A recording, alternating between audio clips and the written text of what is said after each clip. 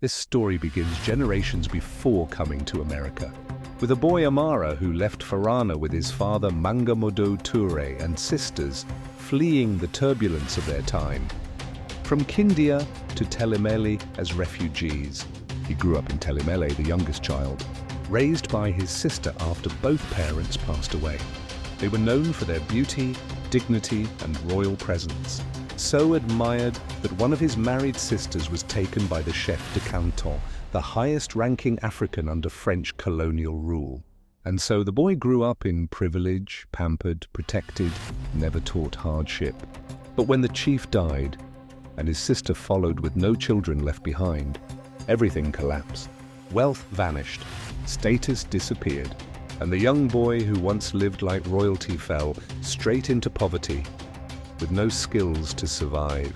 In the village of Loumbe, on a sacred Friday, Djouma, a baby was born to a widowed woman named Hajiratu, known to all as Nene Loumbe. She was the second wife of his father and the breadwinner of the family. She was working for noble and rich Fulani families, carrying the weight of 2 children from her first marriage and the growing family of his husband, Amara Touré, a man unprepared for hardship. Their hut was small, their poverty was deep, but their hearts were vast. They named the baby Mamadou Djouma, as rivalry grew between the wives and hunger grew in the home. Djouma made a decision that would change history. At 16 years old, he left Telimélé to carve his own destiny. He carried only one skill, masonry, and one fire in his heart, ambition.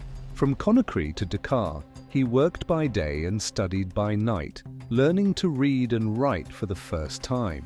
He became a chantier manager after boldly falsifying documents because failure was not an option. His dream grew larger, America.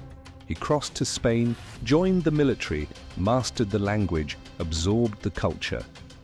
Yet the dream remained unchanged, the land of freedom. From Spain to Mexico, and at 27 years old, he finally stepped onto American soil.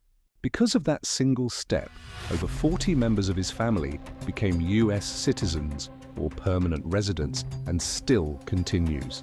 He restored dignity, revived Islam in his lineage, and lifted generations out of poverty.